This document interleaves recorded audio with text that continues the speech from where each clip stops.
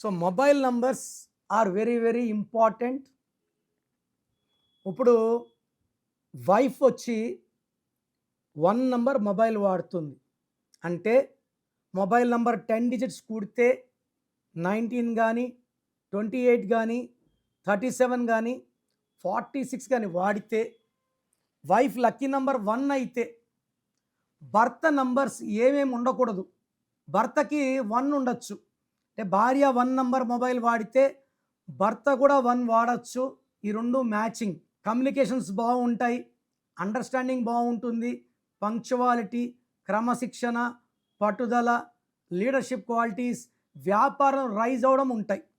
భార్య mobile number 1 series వాడుతూ భర్త 2 సిరీస్ వాడితే కమ్యూనికేషన్స్లో గ్యాప్ వస్తుంది, మిస్అండర్స్టాండింగ్స్ వస్తాయి, అండ్ 2 వాళ్ళు హర్ట్ అవుతూ ఉంటారు, బాధపడుతూ ఉంటారు, మూడ్ స్వింగ్స్ చూస్తూ ఉంటాం.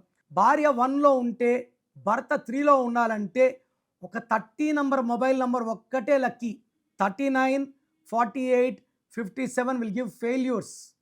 భార్య 1 నంబర్ ఉంటే భర్త 4లో ఉండొచ్చు, 31 ఉండకూడదు, 40 అండ్ 49 ఉండవచ్చు. భార్య మొబైల్ నంబర్ 1 ఉంటే భర్త 5 వాడుకోవచ్చు. 1 అండ్ 5 అండర్స్టాండింగ్ పీక్లో ఉంటుంది, చాలా కమ్యూనికేషన్స్ బాగుంటాయి, అండర్స్టాండింగ్ బాగుంటుంది, అసలు వీళ్ళు కొట్లాడుకోరు. భార్య మొబైల్ నంబర్ 1లో ఉండి భర్త 6లో ఉంటే 1 సూర్యుడు 6 శుక్రుడు 1, 6 ఎఫెక్ట్ వల్ల కొట్లాట్లు వస్తాయి. ఎంత మంచిగా మాట్లాడదని భార్య చేసినా భర్త కొట్లాడడం, మిస్అండర్స్టాండింగ్ చేసుకోవడం ఉంటుంది. అండ్ భార్య 1లో ఉంటే భర్త నంబర్ 8లో ఉన్న 1కి 8కి పడదు. సూర్యుడు శనీశ్వరుడు ఈ ఎఫెక్ట్స్ వల్ల డబ్బులు రావడం లేట్ అయిపోతుంది, చికాకులు ఎక్కువ, హెల్త్ ప్రాబ్లమ్స్ ఎక్కువ, ఫైనాన్షియల్ ప్రాబ్లమ్స్ ఎక్కువ. ఈ 1కి చాలా మంచి కాంబినేషన్ వచ్చి 9, ఆది అంత కలయిక. దీంట్లో ఏ నెంబర్స్ ఉండాలి అంటే 27 ఉండకూడదు, 36 ఉండకూడదు, 45 ఉండకూడదు.